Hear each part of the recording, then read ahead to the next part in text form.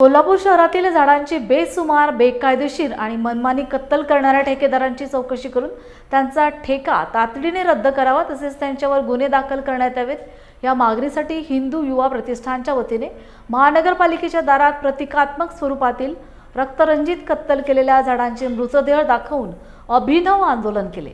झाडांच्या कत्तलीतून मलाई खाणारी यंत्रणा सक्रिय असणाऱ्यांवर कारवाई करावी अशी मागणी करण्यात आली। झाडे लावा, ठेकेदार जगवा, झाडे लावा, ठेकेदार जगवा, झाडे लावा, ठेकेदार जगवा। वृक्ष प्राधिकरण आहे आणि त्याची समिती कोल्हापूर शहरामध्ये एखादं धोकादायक झाड असेल, एखादा धोकादायक वृक्ष असेल, तर त्या धोकादायक वृक्षासंदर्भात ती समिती महापालिकेला कळवत असते।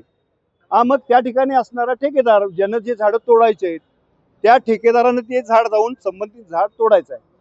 परंतु या उलट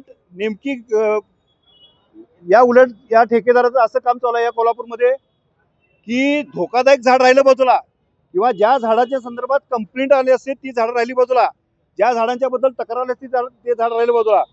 या ठेकेदारांनी सरसकट सगळी झाडं तोडून फांद्या न तोडता बुंद्यापासून झाडं तोडण्याची अनेक उदाहरणं आहेत। अनेक ठिकाणी तर आता झाडांना कट मारून ठेवलेला आहे की भविष्यात काही दिवसामध्ये ती झाडं तोडली जाणार आहेत। आता महापालिकेचे पदाधिकारी म्हणतात की त्यांना आम्ही ब्लॅकलिस्ट केले, अमुक केले, तमुक केले। मग त्याला जर ब्लॅकलिस्ट केलं असेल तर प्राधिकरण करतंय काय?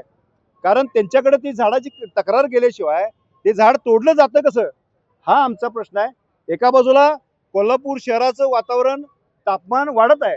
गेल्या उन्हाळ्यात तर अक्षरशः मागच्या परवाच्या उन्हाळ्यामध्ये 40च्या पर्यंत पारा गेला होता। असं असताना आपण कोल्हापूरचे वृक्षप्रेमी, अनेक पर्यावरणप्रेमी कोल्हापुरात झाडं लावतात, मात्र त्याच्या उलट हे ठेकेदार सरसकट झाडं आपलं वजनात माप बसावं यासाठी ती झाडं तोडायला लागलेत। आणि हे तोडूनच्या तोडून काही वखारींमध्ये ही झाडं आहेत, आम्हाला त्या वखारी सुद्धा माहीत आहेत।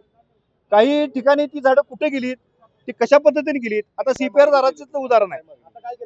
आम्ही महापालिकेला भेटलो, महापालिकेच्या स्थायी समिती सभापतींना पण बोललो, सर्व नगरसेवकांना बोललो।